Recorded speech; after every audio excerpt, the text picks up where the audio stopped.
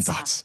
Thank you so much. The question about women is an excellent one, and I don't have an excellent answer yet. I'm happy to except start. to say that I think it requires So your question a about lot of women. thank you for your comments and your understanding really the thoughtful cultural context in response. which these women Your question were operating. about women is So an excellent one, and it's gonna I be don't different have in an the US excellent than it answer is gonna yet, be in except other to cultural say contexts, of that I course. think it requires in the a lot of examples that I showed you. work We can look at trade understanding journals to see the cultural advertisements context in for which women these with women their were studio, with operating. their address Right. sometimes, and So information. it's going to be different in the US. Maybe than we it won't is find gonna out be in names, but other at least we cultural know the contexts, of location at course. which These in the examples that I showed you, I guess we can look at trade journals to see advertisements interested in like for women finding the name of somebody their address to prove that she existed because I know maybe we won't find out names, but more interested in acknowledging a kind of larger lacuna in the history of photography. I guess that these women painters less interested in like finding the name of somebody to prove that women put together that were because I know her name, embellished and with more interested in acknowledging a kind of larger painting on something in the history, collaging something together with photography that these women in the American context was and British context. We know from like scrapbooks, but regularly that women put together that were different in Qajar, Iran, embellished mostly done by men. That act and painting on something and collaging about that together, like paint, not just in East-West relationship, but also in British relationship in terms of how those quite regularly, right? It's really different in Qajar, Iran. This probably is like a much larger project, right? And something that maybe I will ultimately just gesture thinking about that. But I think it is not just the East-West, and there are scholars who are working, but also the East-East relationship in terms of circulation of materials and how that relates to different commercial this probably that is like a much larger project and something that maybe I will ultimately just gesture towards in this, but I think it is something that, and there are scholars who are working on like the transnational circulation in the history of art and how that relates to different commercial networks that involved both were identified by and by their husbands' names, right, or their fathers or their guardians' names. So even if we find the name, they might not be. But yeah, I mean, right. Because so oftentimes, like in the history of art, thinking about women's names. Archivally, those women were identified by their husbands' names, right, or their fathers or their guardians' names. So to even answer your question about the camera, they might not be her name, I think that's a really that sort of is worth thinking about and how of like thinking archivally spatial dynamic of making images as well. And to answer your question about specifically the camera.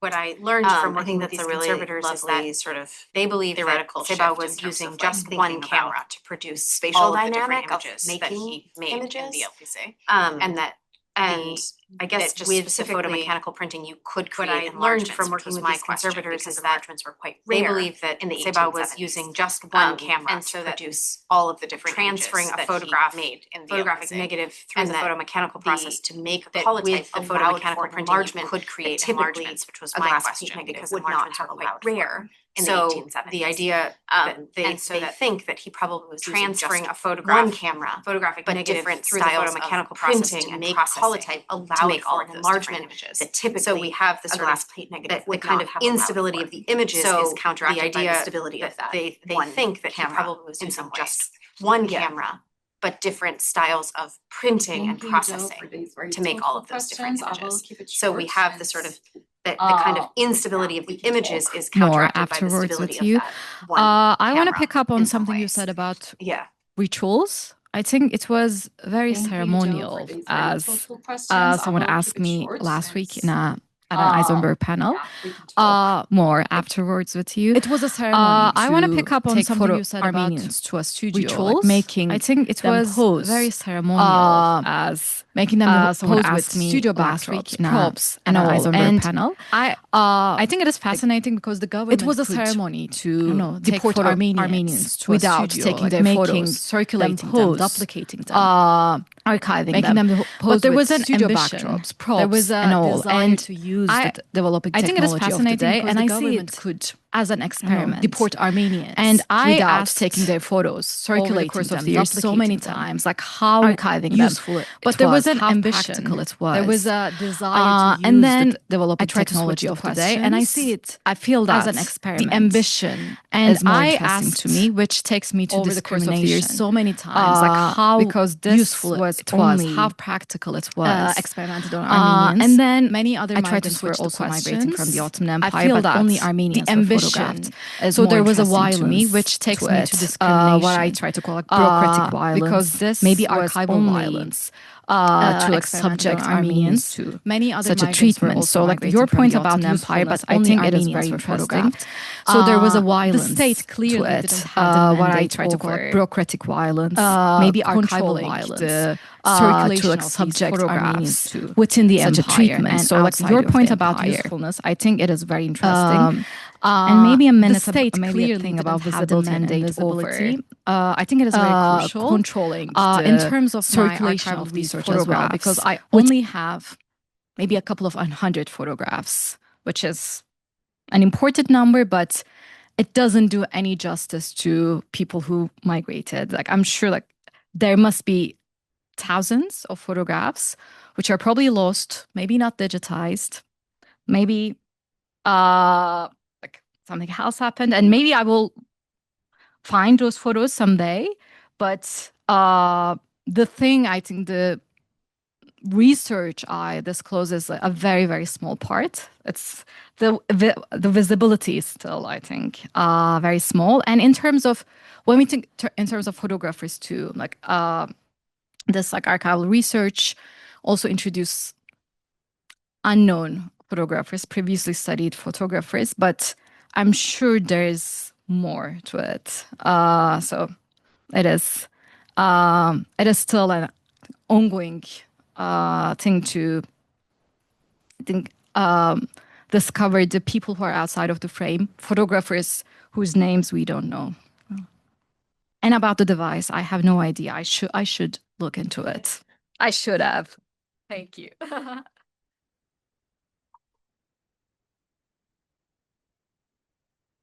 am to both of the presenters, if I may.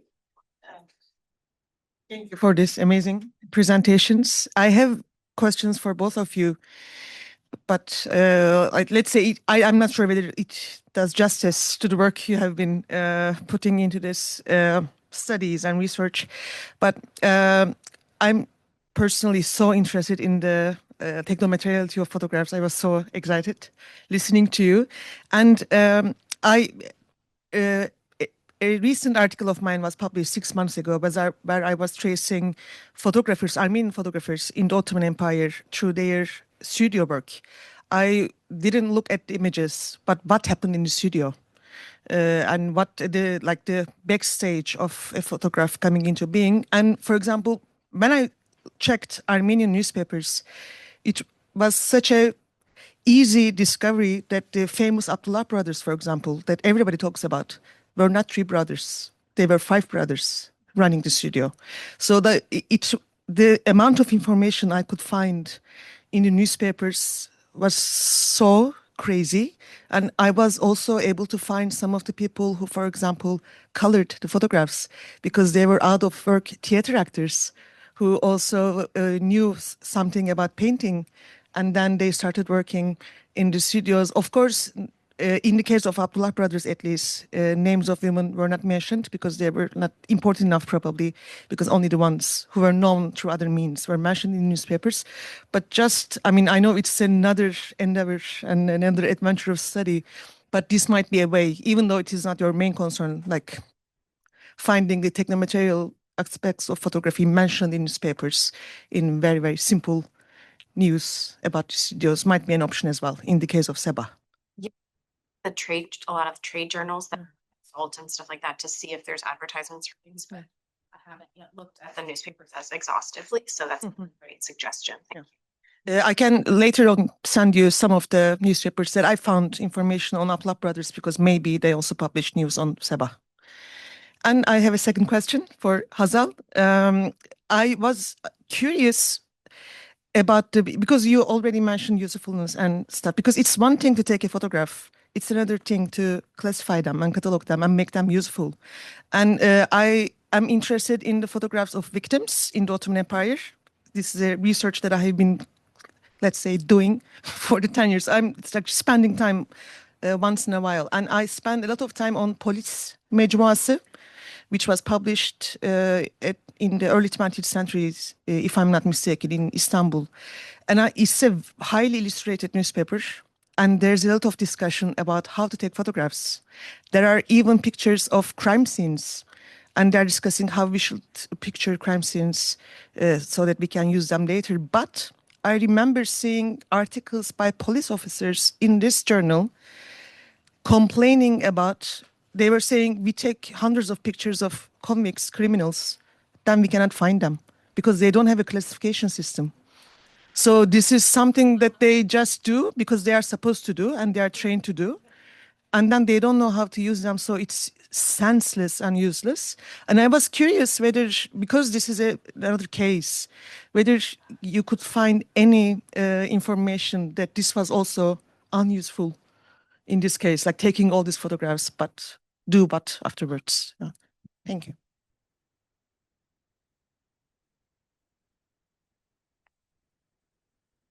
Thank you so much, Idila. I think what you said about like classifying and categorizing is very interesting. And I want to also bring something that I didn't tell. You might have seen that some of the photographs carried this categorization of the Interior Ministry, some of the Foreign Ministry, Daştımık and Hariciye Tahrirat. But for example, I haven't seen an Armenian migration photograph in the Zaptiye in the police archives. So I'm not sure, for example, like how the police archives like played a role in that. And about the Interior and Foreign Ministry, and I think connects to a point Atam made earlier about like how like Abdülhamid had like nothing to do with those photographs, probably because they were archived by like very different ministries. And almost all the photographs in the foreign ministry are numbered.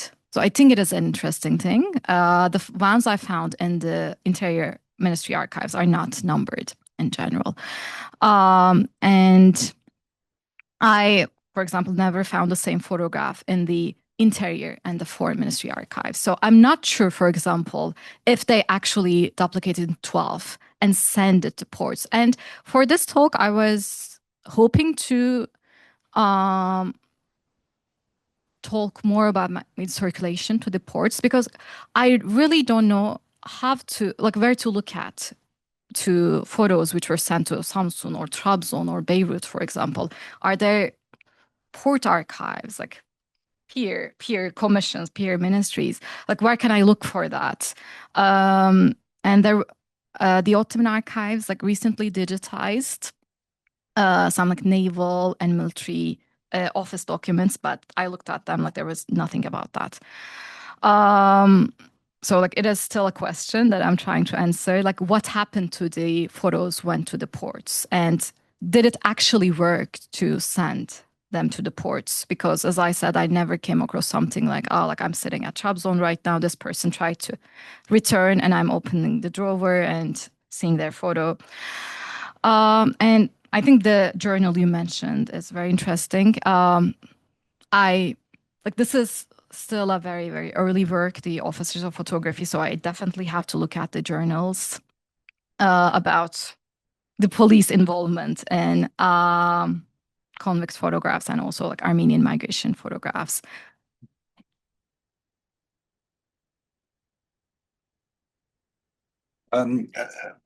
It's fascinating stuff, and you might have, my role here is probably to be the party pooper, in the sense that I think there's a major problem, which is a mismatch between the sophistication of the theoretical background we have and our command of the material, which naturally pushes us in the direction of assuming things and looking for it in the material and not discovering. I mean, that's one of the problems of Ottoman historiography today. We kind of cut and paste Western historiography. We treat it a bit like a transfer of technology to try to find things that are relevant, and the chances are they should be relevant. I mean, gender is relevant. I mean, there's no way gender cannot be relevant to historical analysis in an Ottoman case. But when it comes to your colored version of the costume populaire, by the way, I think even calling it elbise is misleading. You're giving a Turkish name to a book that only has its Turkish name in the nameplate and is not in Turkish. It's in French. It's entirely in French. So even calling, and it's not you, everybody. I mean, Ahmet Ersoy calls it Elbise Osmaniye, which Ottomanizes, nationalizes it beyond what it really is, because it's a propaganda thing that with an audience in mind that is foreigners. So it's a French publication. I mean, even the fact, I think I've demonstrated that Osman Hamdi had nothing to do with it, right? And everybody calls it Osman Hamdi's elbise. It's a problematic object because it's an unicum. And yours is even more an unicum because it's colored, a unique version of a colored version of that unicum, which is extremely interesting. My interpretation is that it was probably done in the States, but then again, it's a guess. But the thing is, you said, and I think it's very important to talk about subalterns or underlings, little helpers. And you gave an example of announcements in the press where you said explicitly that it was men and women. But at the end of the day, we're discussing women. We're saying, what about the women who colored? I mean, we've jumped a phase, assuming already that these had to be women because the gendered hierarchy is more powerful to us. It's more meaningful. What if it was painted by a man? I don't know. Exactly. Exactly. No, but I mean, the question was asked, what about the woman who painted it? And you said, oh, I don't know anything about the woman. So there we have it. We have a woman already. You mean, I don't know if I'm clear about what I'm saying. We're jumping stages because we are sucked into because we have Barthes, we have Foucault, we have gender theory, we have all this material, and we have a documentation that is still very, very erratic, right? And there's a tendency, of course, to go for we know apparently that in Qajar, Iran, the colorists were men. So I don't know. I mean, I would keep it open to be safer, but keeping it open makes it less interesting. That's the irony or the contradiction in this, because we are human, we are scholars, we want to contribute, we want to give meaning to this material, and we don't have the hard data that is necessary to go in one direction or another. A safer way would be to say subalterns, right? Because, I mean, there are others. What about the camera operator, right? I mean, it's not just the coloring. Your colleagues say that Sebah was probably working with just one camera, but I don't think he was operating the camera every single time. No, he had printers and there was a whole, male, female, probably more male than female. There's a whole world which you alluded to. I mean, even Invisible Brothers. It's so complicated. It's so frustrating for us historians to have a very sophisticated discourse available to us and material that we can't really make stick. This is true of your material too. I mean, it's true of everything I presented. I mean, why are these convicts posing in this way? I mean, there's some kind of an agency. I mean, when you talk about a photograph, whose agency is it? The person who commissions this, palace, the ministry, or is it the photographer? Is it the sitter? Is it the sitter's family? We have no idea. I mean, we may have an idea by looking at large numbers and seeing if there are patterns, which is why I think we need to dig from the bottoms up. But that's very frustrating, very tedious, very tiring. But I think that's one of the major problems here.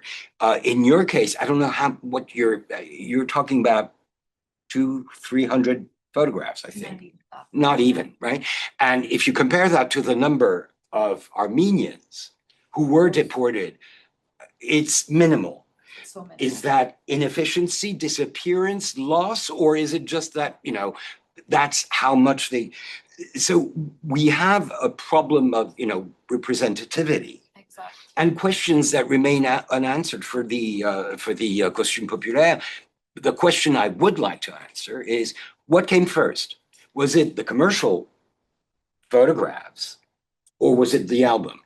That is, did he get this commission and do the costumes and then milk that into commercial photographs of individual people? Or was he already doing this, the types, and said, okay, you want something for Vienna?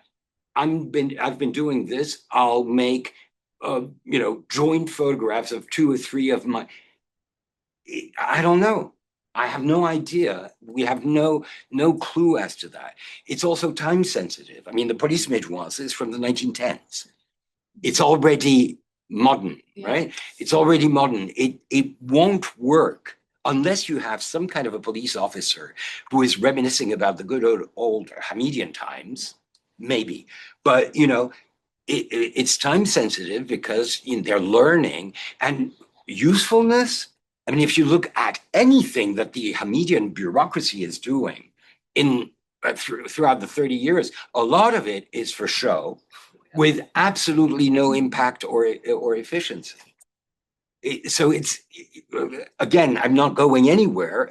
Actually, I'm regressing in a sense, in the sense that, it's very difficult to make sense of this. And of course, every time we have the temptation of making sense of something that may not make sense or not in the way we think. I would just like to clarify that I think I stated very clearly that I don't actually know the answers to these questions, and I'm posing them because they are driving the research. We are blaming you for that. No, I know. I'm so blaming you because you said specifically, what do we know about this woman? It's a Freudian slip. It's a scholar's slip in the sense that, obviously, the chances are it's a woman. There's a high probability, but we don't know. Yeah, we don't know yet. Yeah, we don't know. And so basically, I'm at that point where if I can identify the pigment, then maybe it will tell me where that pigment was used, like who was using it, where it was sold, what part of the world. Like maybe they only made it in France. I don't know yet. Yeah. Maybe they only made it in the US. And then I can work backwards from there to look at, like, the Philadelphia Photographer, to look at these trade journals, to look at the newspapers and find out more information. Based on my research, I am also quite certain it was probably not painted in the empire, right. But I don't know that for certain yet. Definitely. So there are other examples. There are some examples in the Ottoman imperial archives of, like, Rafia Sultan paying for a painted photograph from Abdullah Frere, right? But I don't know what kind of painted photograph and what she was asking for. So, and there are these very specific, unique examples. There isn't this overarching interest in that. But I think in general, there is very little scholarship globally about hand-painted photographs. There's a fair amount on Japanese painted photographs that is really relevant and helpful, but it's a different kind of material base than what I'm working with. So it is a really helpful analogous example. The scholarship on it is so far is brilliant, and but it sort of operates parallel to the example that I'm studying. So, but even in the Eurocentric global North, there is still extremely a lack of literature about hand painted photographs, who did it, the pigment, like all of the technical properties in general. So I'm still very much at the beginning of, like, navigating all of that. Sure. But at the end of the day, your contribution is probably going to be to American history of photography or of coloring than Ottoman history. Which is okay. I mean, that it's not a problem. I mean, I guess I don't think about it like that in terms of, like, the division of national schools. You know what I mean? Like, I think about it very much as markets, but yes, like, but I also just think about them as being more in dialogue than sort of separating that out. Can I answer very quickly about representativity? Definitely. And all the photographs I found are between 1905 to 1908. So it also tells something. This decree came out in 1896. So I'm not sure if they didn't use it until 1905 or they used, but they didn't store it. So everything could happen. And I very much agree with what you said about making sense of the state. We tend to believe that. I think like states logical and they do something logical, but what they did is, I think, sometimes absurd and unuseful and much of a show, as you said. Like for years when I was doing my PhD, I spent so much time to understand the bureaucratic system the Hamidian government built. But when I came here last year, I did an article workshop, and Gottfried, who left us right now, said that maybe you can look more and on the you can focus more on the ambitions of the center and its uneven implementation. So like there's a gap between maybe like the ambition and implementation, or like still like what I try to do at least right now is to dismantle the system I tried to understand for years. Maybe like it is more productive. Questions? Happy to take the blame as the moderator for asking that question, but I have to say again, the possibility might be there, and we'll think about those possibilities. One, in terms of the dialogue, we're going a little bit of the time, but I saw one more hand up. We'll go for the last question and then continue the rest over further conversations. You can collect maybe some questions. Yeah, if you wish, we can do that. Yeah, also fine too. I saw a hand up go from you if you'd like to just jump in, and then others. Really so much a question as just to say that I think what to me as someone who is not an Ottoman historian but a photographic historian is both the way in which Hazal, you were deploying sort of the very lack of representativeness of what you see to ask some really important questions rather than just saying it's not representative. And then also I thought, especially because we tend to focus, and even your question focused exclusively on the print, we always, I think, in photographic history tend to focus on the print. And I just wanted to say what I thought was so revelatory to me and making me rethink what I do. And I'm not going to be doing this work, but I mean, it's just really fascinating is to also think about the paper and the pigment as forms of evidence that can help us to answer a lot of these questions that we have. And I just want to say I particularly appreciated both the ways you approached that. Thank you. Truly, the energy of photography, the energy in this room. Let's continue it over lunch. Thank you again for a great panel. Maybe Kristen, I'm really curious to learn a little bit more about the archives in Massachusetts, and if you have any sense of how the photographs got there, whether or not you think that there were duplicates of Arto, the director of the project Save Archives, will be here at 4, and we can talk more about that. Exactly. My guess is that people who left the Ottoman Empire, like either before the genocide or after the genocide, the Armenian migrants themselves, and some of them being photographers, like carry those images. And Project Save collected those, like I think Arto might be the right person to comment. Any other burning question for lunch? Let's see you. And survival. For those who are on Zoom, our first speaker would like to maintain secrecy, but we will turn off and then we'll come back. I will start by maybe just introducing both panelists, and then Mira, you can speak. And so we will, those on Zoom, we will restore our connection with you for the second speaker, Idil Çetin. So let me just say that Mira Zina Shwerda, I'm very happy finally to meet you. I've heard so much about you. She is an assistant professor in the Department of Art, Art History and Visual Studies at Duke University. She's a historian of photography and new media with a side interest in photography and AI, and a historian also of the modern Middle Eastern art and visual culture.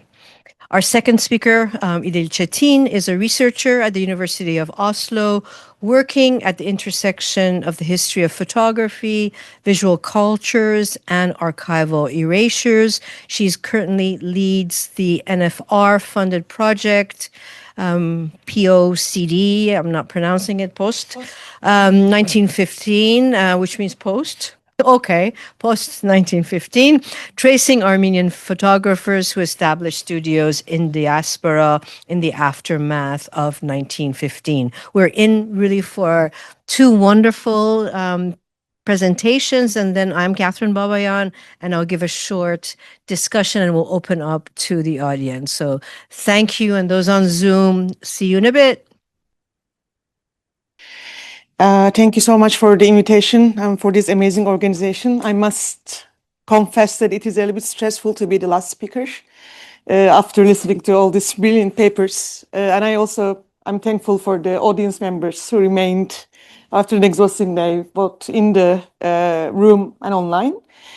So my presentation today will draw upon my research into the photographic collections of the Bibliothèque Nubar Library in Paris, which is one of the largest libraries of the Armenian diaspora, we might say, I guess.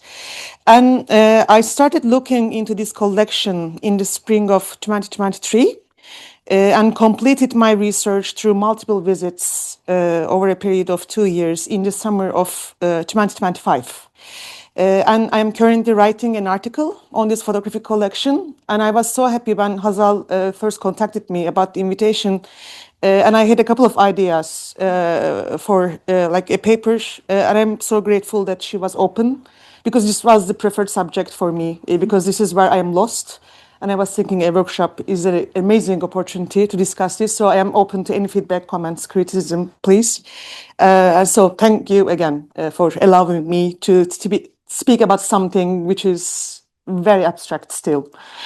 So today I will be talking about some of the themes that I'm planning to focus in this article. And I also want to thank Boris Ajemyan.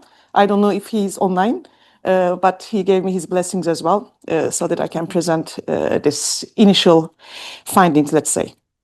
So my main focus today will be how we can understand unidentified photograph, not as an archival failure or a problem to be solved, but as a genre produced within the post-catastrophic archival life, where absence, dispersal, and administrative incompletion are not exceptions, but normal conditions.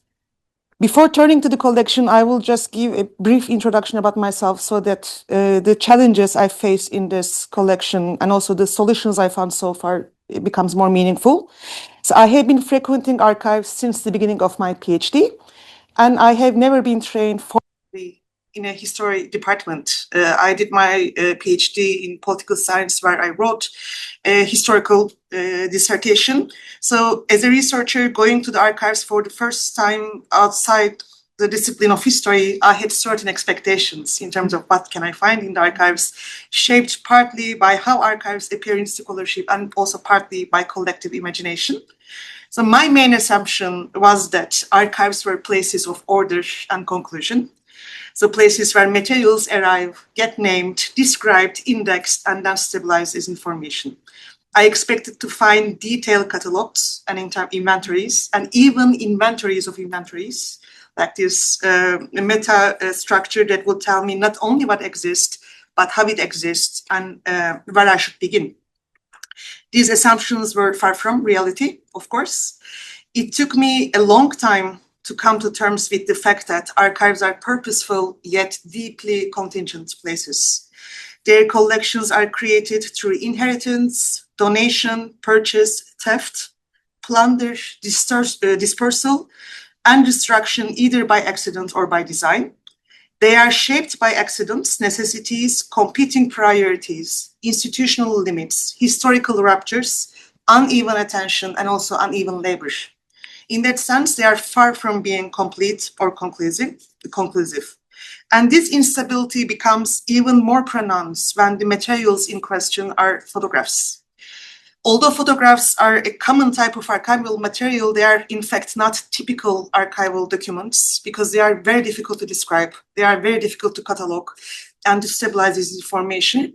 One reason for this is that they contain too much information. They are what Elizabeth Edwards calls raw histories.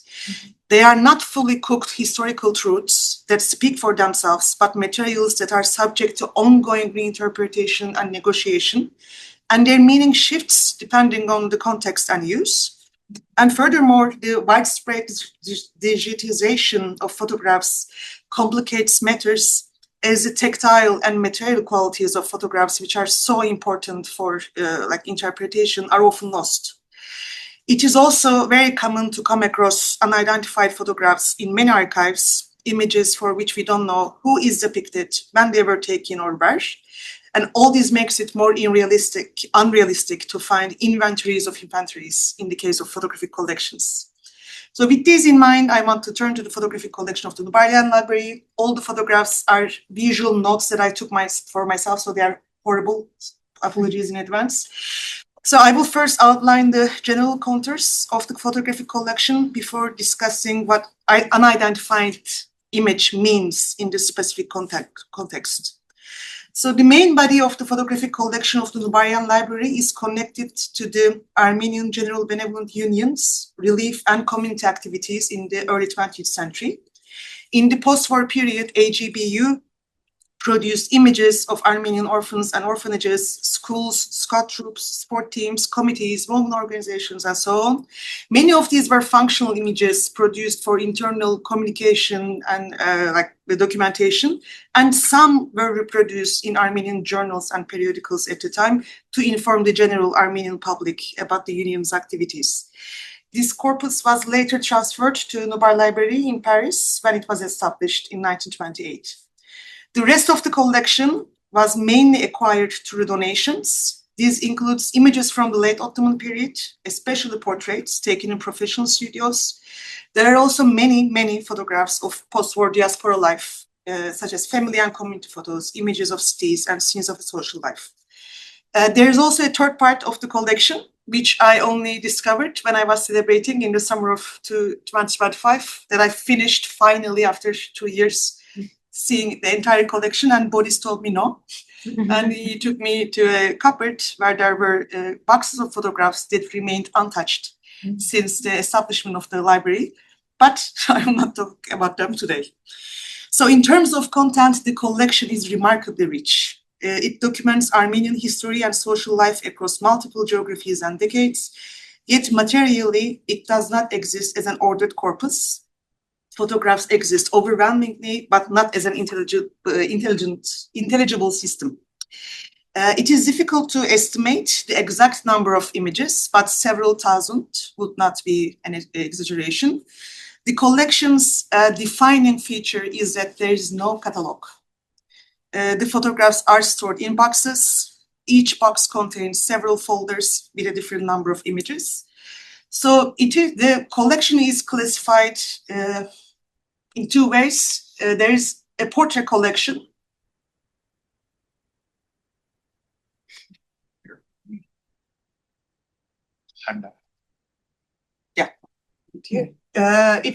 Portraits are stored separately from another collection, which is based on geographical classification. So the portrait collection, as I said, is ordered in alphabetical order by surname. So, for example, on the left, this is a famous Yeseri Garabetyan that you might have heard of, like the patriarch, Armenian patriarch in Jerusalem, who had a studio. Anyway, I won't go to this. So this photo is located in the box, labeled as such, with all the letters. And then there's the portrait of Adur Levonyan located in box LNM. So there is also, as I said, but before that, I should say that the classification system was created by the former library staff, but there is no documentation explaining how they implemented it. As a result, one comes across many inconsistencies. For example, this is a portrait of Aram Dabro that you can find in the box A. There is an anonymous box for the portrait collection, and there you can find another portrait of Aram Dabro, which was classified as anonymous in this case. And such overlaps are not exceptional in the archive. So, and the rest of the collection, as I said, is organized geographically. So there are, once again, boxes ordered alphabetically, and each box contains several folders. So, for example, a box labeled A has folders such as Aleppo, Argentina, Adana. But these classifications frequently overlap as well because images from Adana, for example, can also appear in the Klikia folder in the C box. So there is not a systematic way of classifying them. Sometimes locations are identified through studio stamps, but in most cases they are written on the backside of the images like this as estimations by the library staff. And there is once again no documentation explaining how these estimates were done. So since there is no catalog, there is no standardized descriptive system for the images. Some images carry rich information from original owners or previous holders, such as names, dates, locations, or brief notes on the back, but many have nothing at all. As a result, there is no stable indexation, no comprehensive survey, and no consistent metadata architecture. And this situation produces a very specific epistemological situation in which the collection is very visible, but it is illegible. The illegibility and unidentified images actually means something very specific in this library. The only images that are explicitly unidentified are the portraits in the anonymous box for the portrait collection, because for the geographical classification, there is no anonymous box. So all the the uncertainty is hidden behind estimations. But this file is, for example, even though it's not for sure that it is taken in Thessaloniki, it will be stored in the Greece box, for example. So there is no anonymous box for that. Illegibility in the Nubarian library becomes especially pronounced when coupled with the affective experience of working on the collection. In the spring of 2023, I started looking at these images only because Boris asked me to do so, because I was there for a month to consult their periodical collection. It was Boris who repeatedly suggested me that I should take a look at their photographic collection, so I did. So I started with the portrait collection, but initially I struggled so much to relate to the photographs beyond a sense of being overwhelmed. Box after box, image after image, it was difficult to know how to stop and to know what to look at. Over time, my research questions at the time began to structure my approach, and since these questions changed over time, so did my looking over different visits. At first, I was interested in mapping the Armenian studios in the Ottoman Empire in the 19th century. So anyway, I was trying to go left, but anyway. And so I was more interested on the backside of the images than their front.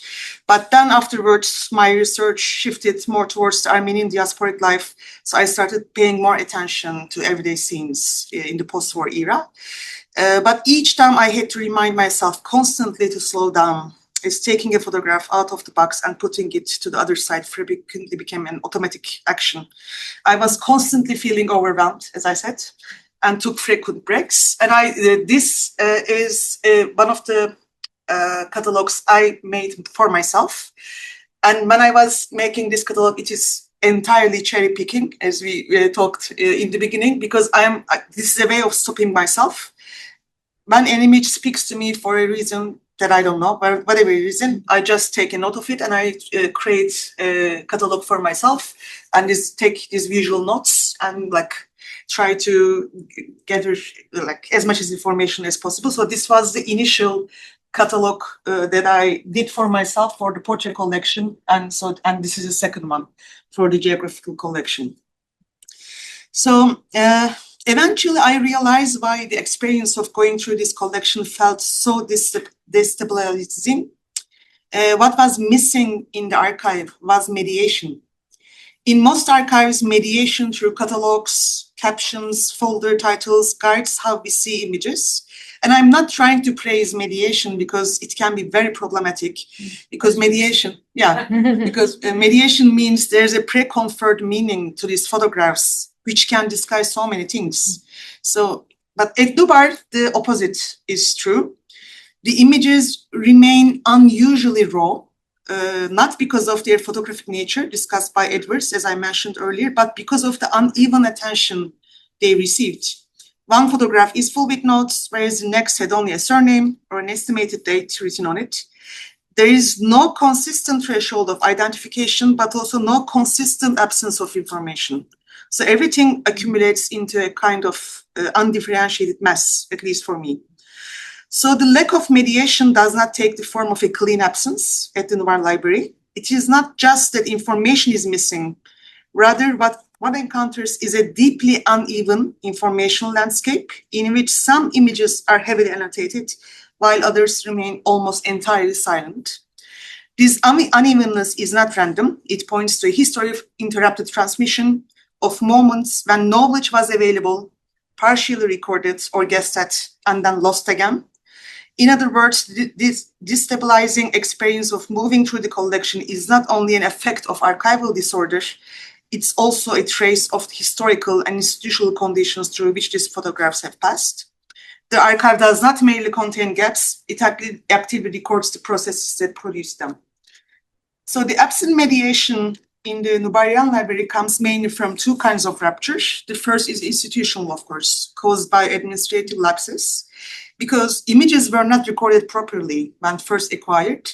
There are no reports, no detailed acquisition documents, no donor testimonies that we find in Project SAFE, for example. And the absence might partly reflect the way photographs have historically been treated as secondary documents, that is, as illustrations to texts. But it is also shaped by the library's long-standing understaffing, overwork, and limited resources. The result is not merely missing information, the result is a kind of structural illegibility. The second and more important rupture, of course, is social and historical. That is, the disappearance of people who could recognize what these images show.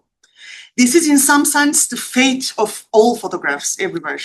It is one of the main reasons why they are donated to institutions or, in many cases, thrown away. Succeeding generations often do not know what the images depict. They cannot attach names to faces or stories to places, so the photographs lose their everyday meaning and function. So it becomes easy to just discard them. But at Noubar, this general condition is intensified because we are not talking only of generational distance. We are talking about a collection shaped by extermination, forced migration, and a hugely dispersed population. So many of these photographs either survived the genocide or the dispersal, and the extent of their decontextualization is far greater than what we encounter in any other archive. When I first started working on the collection, this situation, as I said, created intense frustration. And I want to emphasize this because I think it is important from a methodological point of view. The experience was overwhelming. I was looking at images one after another, box after another, without knowing what kind of information these photographs provided. We are trained to think of photographs as indexical traces. They are evidence that something has been, and they have a stubborn connection to reality and physical presence, as well as to the past as event. And in archives, photographs are usually surrounded by verbal information, such as captions, notes, folder titles, catalogs, which help anchor the image. At Noubar, these anchors are often missing. So I had the sensation of encountering a vast amount of visual evidence that could not be turned into knowledge.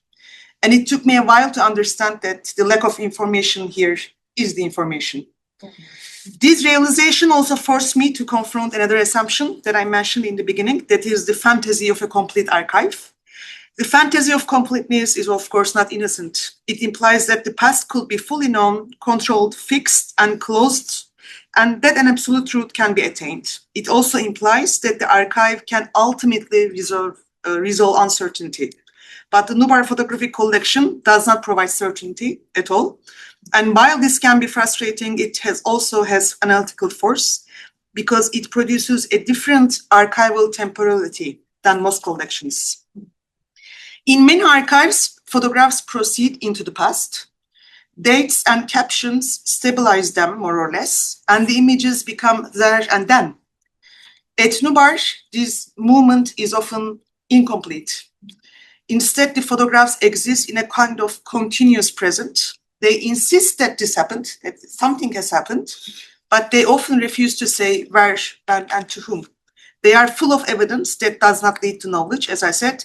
And because of that, each image is both a document and a question at the same time.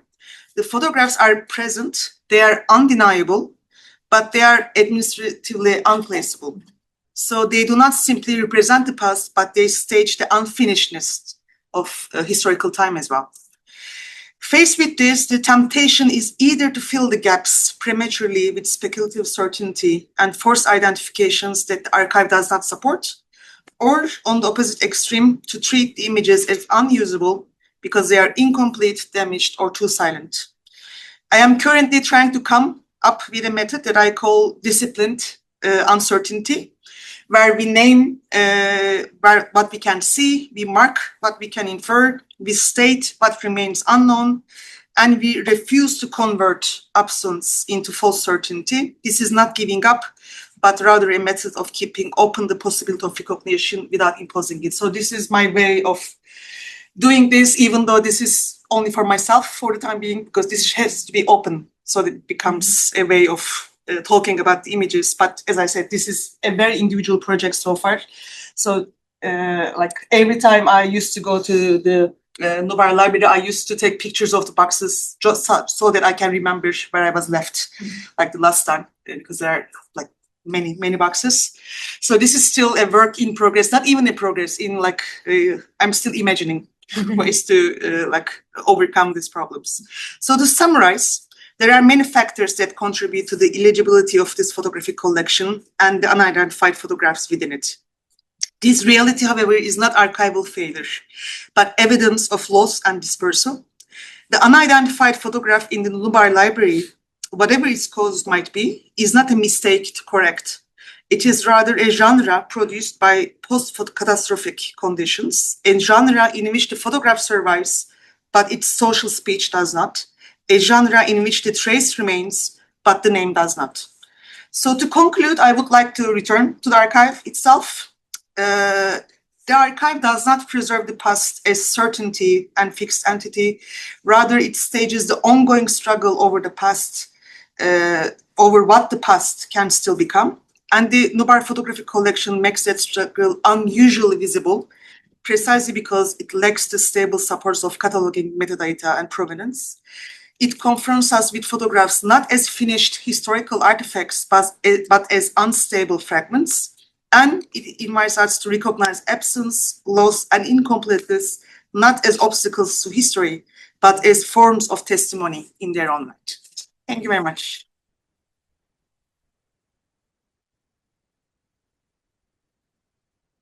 Thank you, Edith. I think that was a wonderful circle from our keynote in the morning, where Etem was frustrated with an overly mediated, several overly mediated archives. And I was really happy that you allowed for the gaps to actually have different kinds of meanings, which is this particular archive of the Armenian genocide, right? And so I think that is very, apt that way. I will start with Edil, and then I'll just have a couple of maybe points to say about Mira, because I didn't have Mira's paper. I had the honor of listening to it right now. And so the thoughts on yours will be raw. And since we're staying with rawness, let me begin by piecing and parsing the photographic archive that Edil has so thoughtfully described for us to question the assumptions about images, archives, and memory by showing how the relationship between these three is really based on loss and destruction.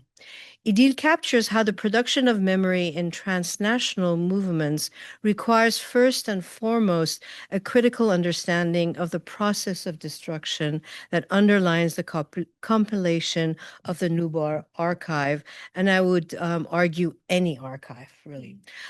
Focusing on the nature of archives can be a productive tool for studying collective remembrances in the case of dislocated histories, specifically that of the Armenians.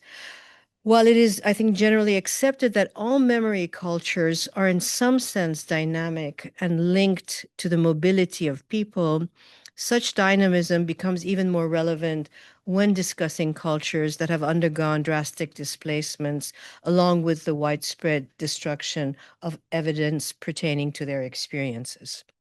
The term archive, of course, has multiple meanings and can be used to refer to a document, a place, an institution, or process. I mean, it could be metaphorical too, but I won't go there.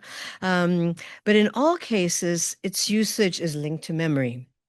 There is no doubt that archives, in the literary sense of repositories of knowledge, are decisive for memory formation and for giving people access to history. Nevertheless, despite our reliance on archival objects, the force that the archive is always already crossed by silences, obscurities, breaks, ruptures, or frustrations and tensions, which I think your keynote in the morning really came to encapsulate, really. And so I don't think we should require or assume anything other from the archive. In the same way, and you're lucky because you actually, it hasn't been meddled with as much as other archives, institutional archives, state archives, imperial archives. Nevertheless, despite our so in the same way that images are, and I think Mira pointed that out in her paper, are always incomplete. They never absorb the reality that they represent. And in the same fashion, the archive really is filled with lacunas. So it's okay that you don't know, you don't have it all, that you cannot interpret it. I think we should just be satisfied. And so long as we say that, then that's where we're being ethical historians. So these, I think, archival features, I think, are shared across geographies and institutions. And I think that's where the two of you very much overlap, even though different moments in time and different archival, different circulations, definitely. So while this is true of all archives and all images, it becomes even more critical, I think, in the case of archives like the Nubar that really deal with a historical catastrophe that also suffers from a lack of political recognition. What is peculiar about Nubar's photographic archive that Idil describes is its liminal state, what you call from Edwards, the raw, and again, I find it a little bit problematic as a designation, but that's really up to you to determine what you're going to use. I'm just right now talking about the liminality, which captures, I think, that transitional, that in between, that condition where photographs and memories remain in boxes, where notations are sparse, where catalogs do not order, for they are on the threshold of being processed. They are the products of a different sort of selection, suppression, and the exercise of control, which you pointed out yourself, because the Nubar photographs are really in the process of ongoing transformations, where the agenda is clearly, even though articulated on the website, saying documenting the Armenian genocide. And I think in the Armenian case, there is somehow a necessity to inscribe the past with evidence of the original destruction of an archive to produce, the desire for another archive, like Ottoman Goyan's Ararat really tries to do in that archival way. So Idil's experience and description of the Nubar photographic archive allows us, I think, to reflect on the pivotal position of the archive in the process of genocidal violence and its rememberings. It is latent and forces underlying the concept of the archive itself. And of course, here I'm drawing on Derrida, who else, whose work on the archive, as really the idea of the archive, he says, is always remaining open, incomplete, because new repositories of information could always emerge from the uncatalogued boxes and the one box that has not yet been opened. Even more profoundly, archives are characterized by a strongly provisional dimensions, since they are impossible to interpret in any definitive way. And in this sense, they are dynamic and mobile, with every new meaning assigned to an archive, supplementing and enriching it. So archives should remain, in our own investigation, I think, open and infinitely open to different readings, interpretations, and contestations. But the archive is also open to the future. And you were saying that the Nuba archive for you felt like it was really remaining in the present. But I think there's a future there. And this future-oriented structure of the archive is precisely what confronts us with a responsibility, an ethical and political responsibility that you, Idil, have taken on so beautifully with a lot of empathy in response to an invitation by Boris Ajemian, the director of the AGBU Nubar Library. And what a touching twist of fate that brings us all hope for a more humane future. So to move to your presentation, Mira, I actually thought that what was interesting and what I wanted to push you more, because one of the main questions that you asked was, how does photography shape dramatic events, right? And that's something that I think kept coming to, and even your choice of photographs talk about this public bravura and execution of the 23 Tabrizis, is also very telling about how you're shaping our experience of this event itself. But I wondered, since you made the great connection to the movements and the manifestations and demonstrations in Iran in the end of December and early January, and the closing down of the internet, the way in which, you know, these photographs have been circulated or not, right? Since you work on AI, and since there's an ability to actually think about what happens in a very different moment of time during these uprisings, right? That will affect the evidence and the shape of how the event is understood, right? There was so much play on photography through AI that we didn't, a lot of us who would get on Instagram these images, we didn't know what to trust or not. That was one clear image. Somebody was kneeling down in front of an armed group of you know, Basijis, or right, and you know, right away it was like, okay, this is just like too much. But then that's your iconic, right? It's your iconic image. It actually needs us today in an age of AI to think even much more critically, to actually not look at evidence as evidence, not look at these kinds of circulating photographs as potentially authentic or evidentiary. And I was hoping that maybe that would be a line that you could develop for us. Thank you. I just wanted to mention one thing that you brought up, because at one point you said it's like all archives, which is what I keep thinking about myself. I always say, what's the difference between Nubarian archive and another photographic archive? Because I work on photographic archives for so many years on different subjects, and it's always so challenging that at one point, a historian, Ahmet Ersoy, in Turkey, we did a workshop in Turkey with photographic archives, because we wanted to understand the problems existing. And so it's very similar problems exist in these archives as well. So I'm always thinking, what is peculiar to Nubar archive? Why this is the place where I feel overwhelmed and frustrated all the time.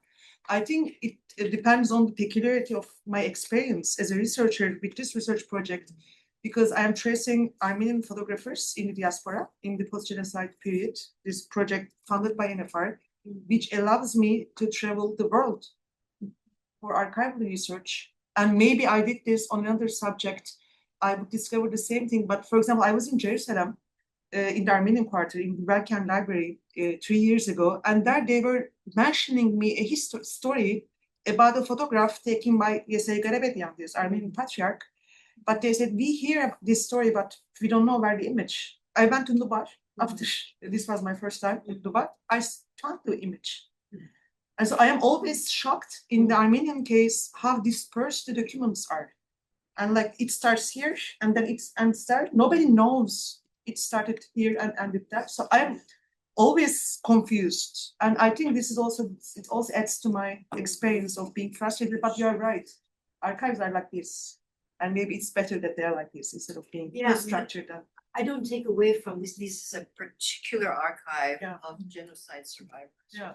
And of course they're going to be dispersed. And of course they're going to be in this kind of state that you're not going to have notations on some and you're not going to have them on others. And I think that's what you need to interpret, right? Yeah. And rather than trying to like organize them in a way that we're used to archives being organized. It's precisely in this more disorganized fashion, or it's not even disorganization. I think that's already problematic, question to begin to think about. It's that is what remains, and those are the traces that remain, and so that is the evidence that you have to analyze, vis-a-vis one another. Thank you. Thank you. Should I respond as well? Yeah, so I have been trying to, track and trace images for a while, and I've been especially interested in reiterations, like which images are picked up and reproduced and potentially changed, and how are they read in different ways when contexts change. And so that's the case for the Constitutional Revolution, with some images, right, appearing much more often than others and being interpreted in a number of ways, and then some disappearing. So for example, the images I showed today do not appear anymore. Whereas many other images from the Constitutional Revolution were shared again on social media during the Women Life Freedom protests, for example. And so that's one of the things I'm interested in, and how I also read what is happening in the present by trying to understand how do the photographs that are currently being shared or reprinted or engaged with, how do they participate in this larger image economy of past and present photographs? And if we look at AI, there is also, right, the question of a future component too, because what I thought was very interesting, for example, during the Women Life Freedom protests, was that some artists started using AI-generated photorealistic imagery to depict an Iran as they wanted it to be in the future. And so then, there was criticism of that as well, and some agreement and disagreement. But I thought it was interesting because it allowed us to think, on a different level, but still, right, those images which were fictional images were nevertheless generated through databases that were drawing on, fragmented existing past photograph, therefore, creating an image from the past that was supposed to represent the future, but also wasn't existing as, so there's the whole question of the black box and the latent image and all of that. But there is also this question of, using this kind of imagery to describe a future you are interested in addition to circulating images of, events that you want to call attention to or that you want to engage with. So on the one hand, there is this broadening that I see. On the other hand, of course, there are also many very concerning and problematic developments, including, the question of, that has always been the case with photography, like the question of what can we trust? What do we know where something comes from? Do we know how it was made? Do we know who made it? In what situation? And that question, right, we can take right back to 1839. And with the constitutional revolution, it's also addressed, right? People are wondering, like, can we trust the photograph? Can we trust the telegraph? Which telegrams can we trust? Those sent through this line or that line? Can I trust what I'm hearing? Can I trust what, and so on. And so there is this, it's such a complex network of understanding and making sense of all of this information coming together, right? Because the photograph, neither today nor then, neither, if AI generated or quote unquote authentic and real, but there's also the question of framing and selection process and interpretation and all of those, there's so much more, right? But even if with all of those questions in mind, right, we are always reading it in context with so much more. And currently I honestly find it very, very difficult. I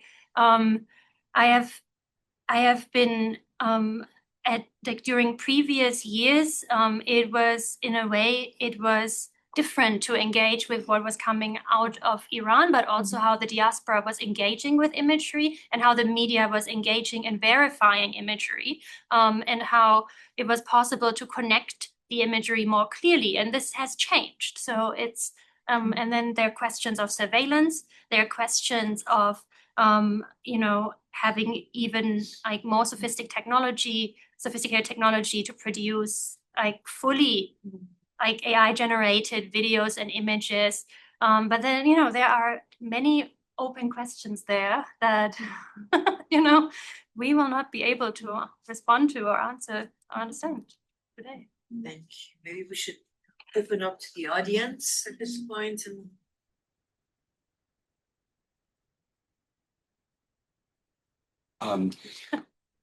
Very interesting, the case of this violence, because there seems to be a contradiction. Like this is the perpetrator taking photographs, the victims diffusing it, so trying to subvert, in a sense, a photograph of violence.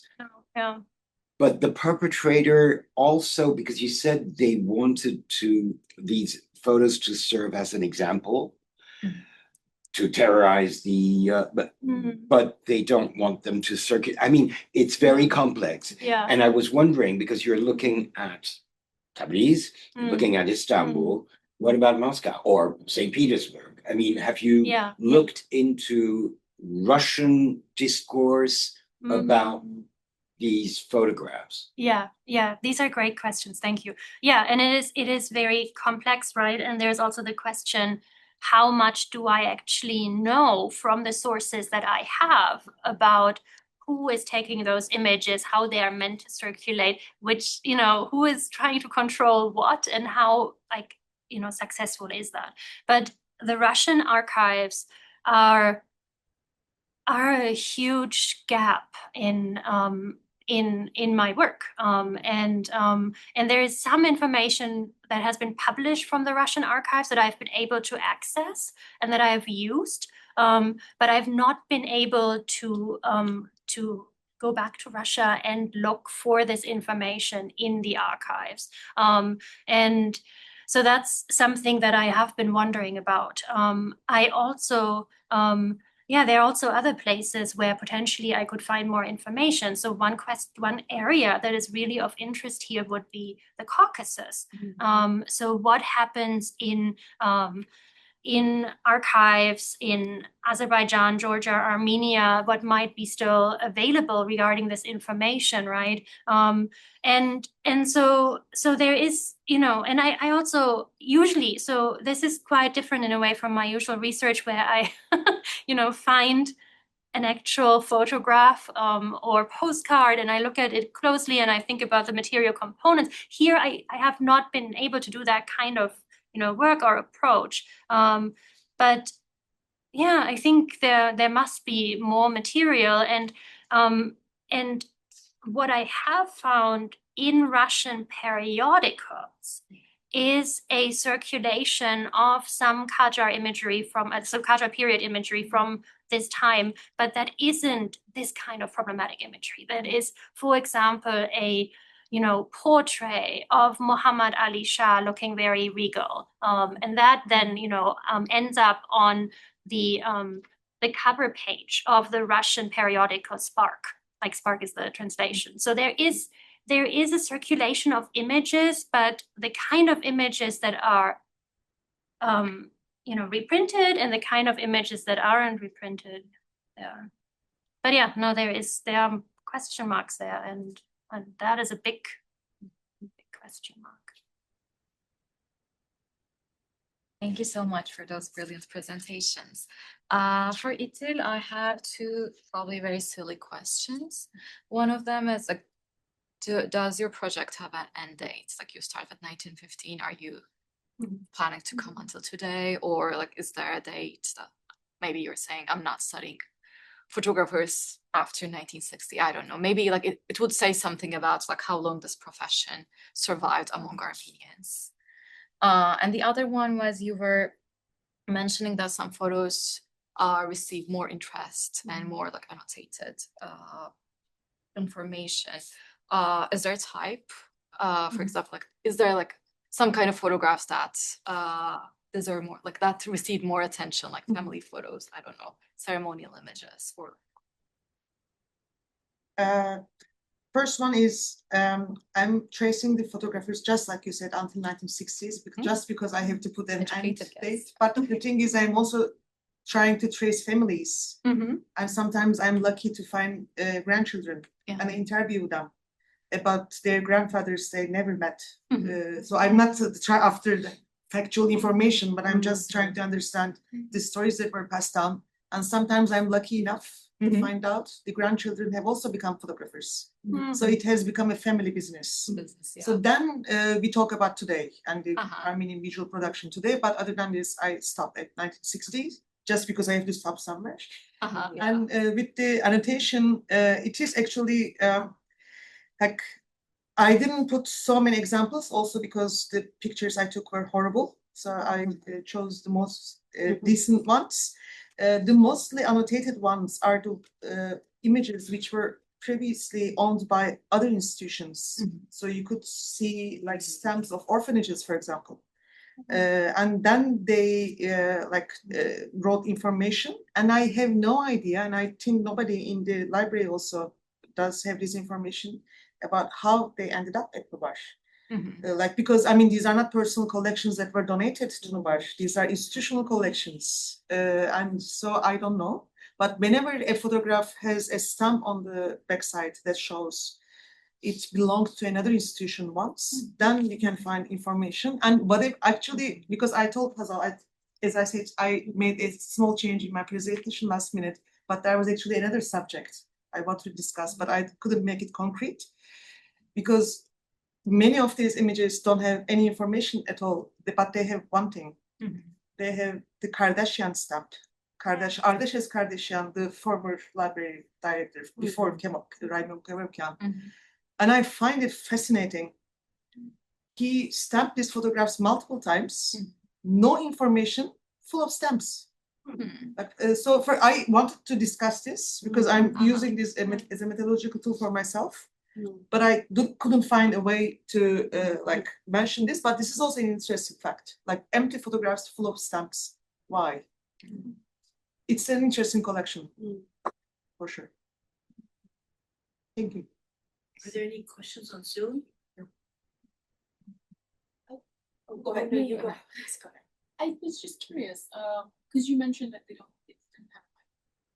Sorry, you mentioned that they didn't have iconic images. So partly the reason why it's motivated to love it, but it's not discussed as much because there's not enough memory to. But what about the memory of violence that the memories? Like Russians are kind of iconic. There's an invasion during the First World War. I would not include it there, and then have thoughts about this. So I know you work on the constitutional machine. That's kind of bringing the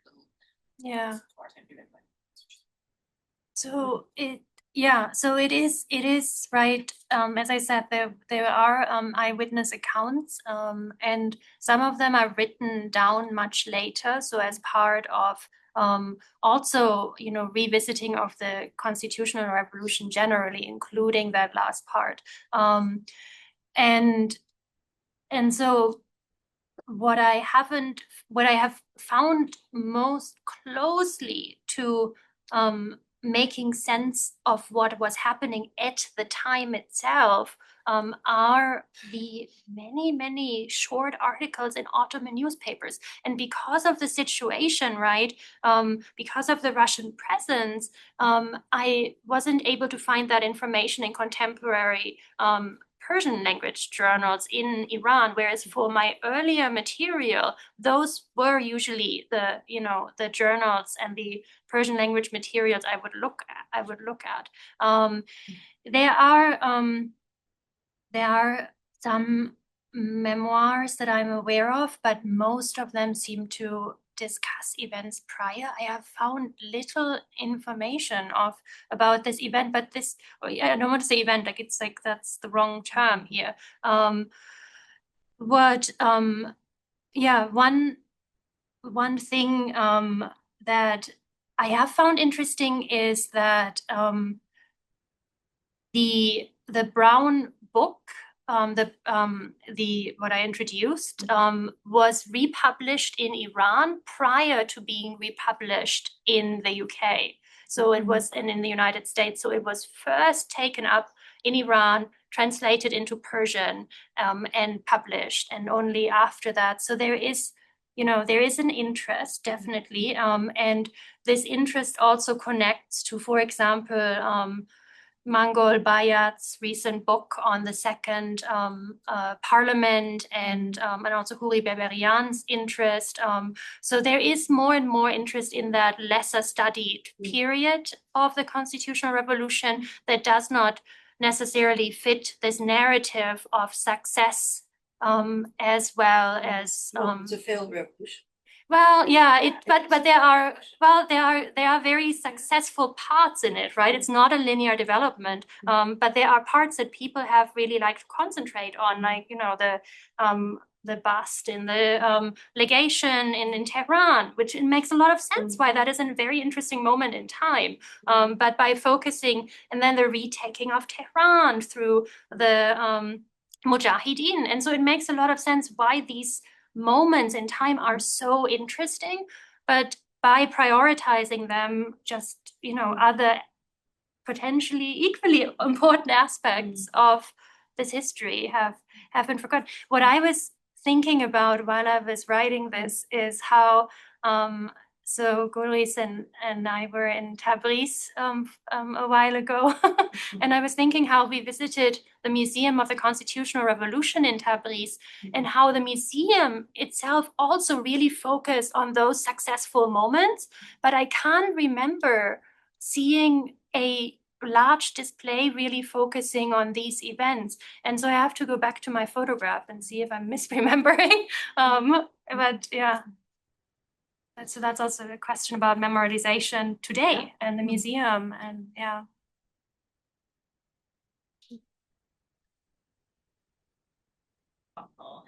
Well-researched talks. I don't really have questions. I guess there are more things I'm thinking that came up for me that I'd be curious to know what you think, or just to continue the conversation outside of the room in some way. But I mean, Mira, I've looked at this work with you I've known you this work for a while, so this is not new to me necessarily, but I hadn't ever really thought about the role of witnessing kind of brought up in the beginning. And I was wondering about that, about using that of the witness or act of witnessing, how that relates to these representations of trauma, and if that might be a whole thing as you navigate how you want to position your audience, both your audience and the historical audience as well. So I don't know, I just thought I was thinking that really stuck out to me. I don't know if you want to respond, but it was just what I was thinking about. Yeah, no.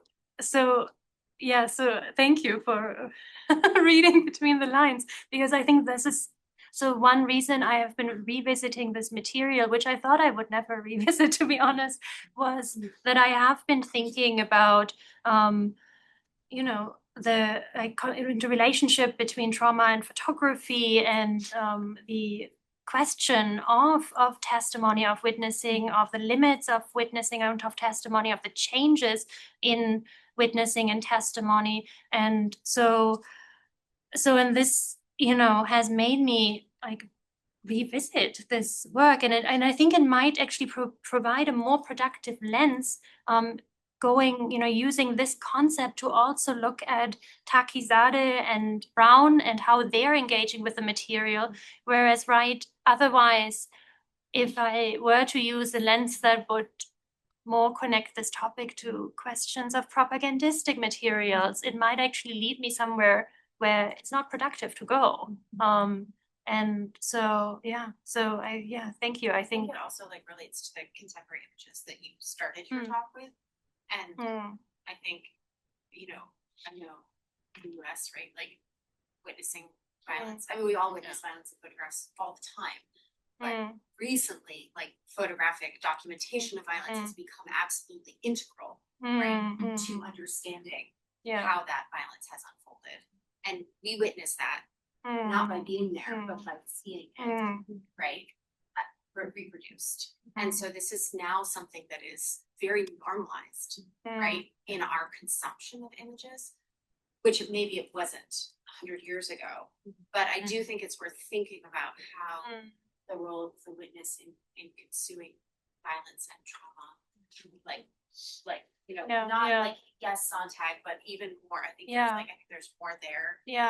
That you can kind of really think deeply about in that way. So that's So no, I think in this vein, this was a bit of an attempt, right, to connect this to other images and understandings and discourses, because there's so much discourse there, and a lot of it questions how we engage and how we read, and if we even should be engaging with and reading this imagery. And so on the one hand, I was trying not to fully overwhelm the paper, because I still wanted us to be, you know, like based in Tabriz and remain there. But on the other hand, yes, this is an ongoing and question that where photography has been, you know, so deeply investigated in this process. Can I also say something to Dylan? I really loved your paper. Thank you. It's beautifully written and so lovely to listen to.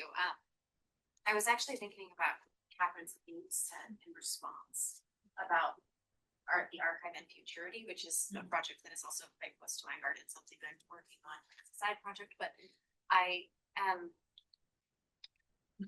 wondering, and maybe this is totally moot point and unproductive, but like your Excel spreadsheet is so impressive. I wish I organized all of my information in that way. I was totally jealous seeing it on the screen. But I wonder if you didn't look at those in a linear fashion, if it would allow you to feel less overwhelmed with the dissemination, like your story about going to Jerusalem and then finding the image in Paris. That if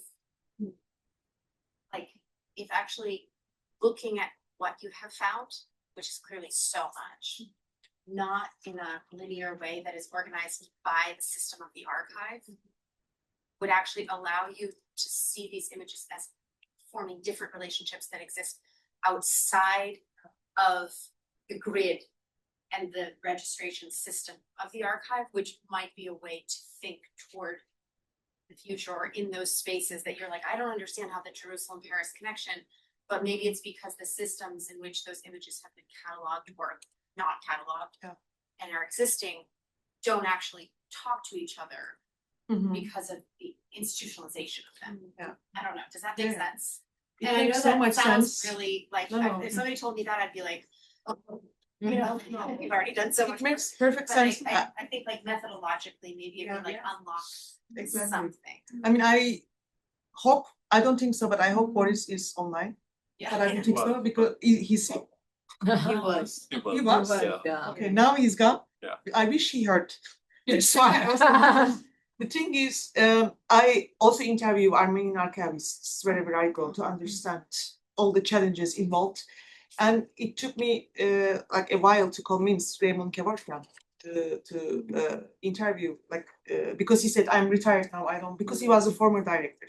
And he's the one who classified these images. And then he agreed to the interview, and he was so sweet. He told me, we don't have the eye of a historian of photography or whatever. And we collected these images as illustrations. So like the classification was done based on this. But Boris keeps the system intact. And whenever I approach a box, he reminds me over and over again, don't change the order. Yeah. There's no order. And he says, don't change the order. And so I just keep the order as it is. But it's an amazing method, I think, what you suggested. And I think it will be so productive. Yeah. And it would be so productive in so many ways if they allowed me to do so. Yeah. Because essentially what you're doing is like mapping this network of images. Yeah. But the network of images doesn't obey exactly the archival systems, exactly. right? So how do you then follow the images if they fall out of those systems? Yeah. That would be so nice. I will bring this up to the people at Mubar. Yeah. See what happens. Thank you. I have a few questions, but I can ask them in the roundtable too, if you want to finish.